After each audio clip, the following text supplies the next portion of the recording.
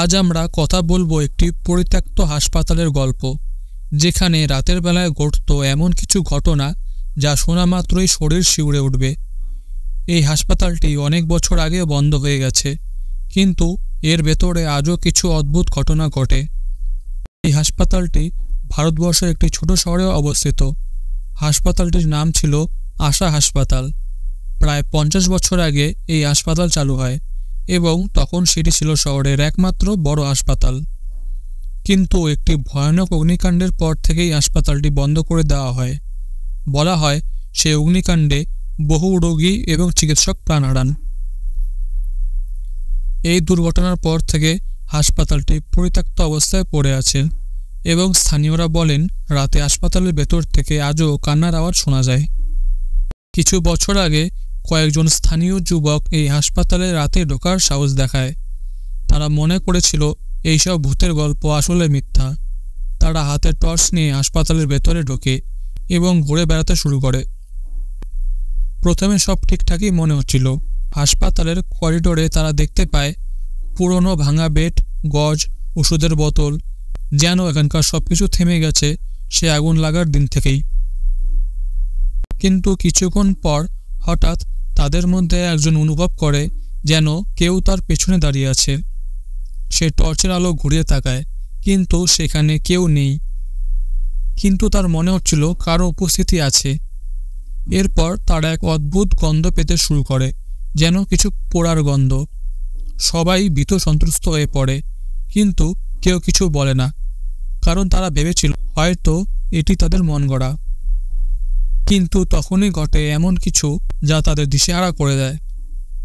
করিডোরের এক কোণা থেকে শোনা যায় এক নারীর কণ্ঠ, একেবারে অস্পষ্ট, যেন কেউ সাহায্য চাচ্ছে।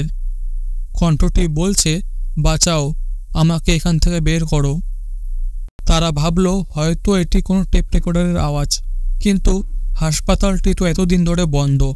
তারা সাহস করে কণ্ঠটির উৎস খুঁজতে শুরু করল। কিছুক্ষণ পর তারা এক রোগীর ওয়ার্ডে পৌঁছে যায়, যেখানে দেওয়ালে পোড়া দাগ এবং মেঝেতে ছাই ছড়ানো ছিল। হঠাৎ করে একজন যুবক চিৎকার করে বলে, দেখো, ওখানে কিছু নড়ছে। সবাই তার দিকে তাকায় এবং দেখে একটি হাসপাতালের বেড আস্তে আস্তে নড়তে শুরু করেছে। এরকম দৃশ্য দেখে সবাই আতঙ্কে পেছনে সরে আসে। তারা দ্রুত হাসপাতাল থেকে বেরিয়ে আসতে চায়, কিন্তু তাদের এক বন্ধু বলে, এত সহজে কি আমরা হাল ছেড়ে দিতে পারি? এখানে নিশ্চয়ই কিছু রহস্য আছে। তারা আবার সেই ওয়ার্ডে ফিরে আসে এবং দেখে দেওয়ালের একটি আয়না থেকে ধোঁয়া বেরোচ্ছে। তারা মনে করে এটি কোনো ভয়ানক কৌশল, কিন্তু হঠাৎ আয়নায় দেখতে পায় এক নারীর প্রতিবিম্ব। সেই নারী তাদের দিকে তাকিয়ে বলছে, আমাকে মুক্তি দাও, আমার আত্মা এই আগুনে পুড়ে ছাই হয়ে গেছে।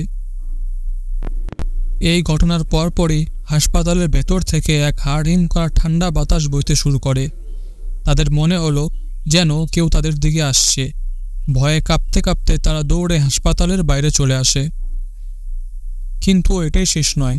তারা বাইরে বেরিয়ে দেখল তাদের একজন বন্ধুর গায়ে পোড়ার দাগ উঠেছে, যাকে সে খেয়ালই করেনি। পরবর্তীতে তারা স্থানীয় এক পুরোহিতের কাছে যায় এবং সমস্ত ঘটনা খুলে বলে। পুরোহিত তাদের জানান যে এই হাসপাতালের অগ্নিকাণ্ডে অনেক রোগীর মৃত্যু হয়েছিল, আর তাদের আত্মাগুলি আজও মুক্তি পায়নি। বিশেষ করে একজন মহিলা যিনি সেখানে চিকিৎসাধীন অবস্থায় ছিলেন। তার আত্মা প্রতিশোধ নিতে চায়, কারণ তাকে জীবিত অবস্থায় বাঁচানোর চেষ্টা করা হয়নি। এই ঘটনার পর সেই যুবকেরা আর কখনো হাসপাতালের ধারে কাছে যায়নি। আজও সেই হাসপাতালটি পরিত্যক্ত অবস্থায় পড়ে আছে।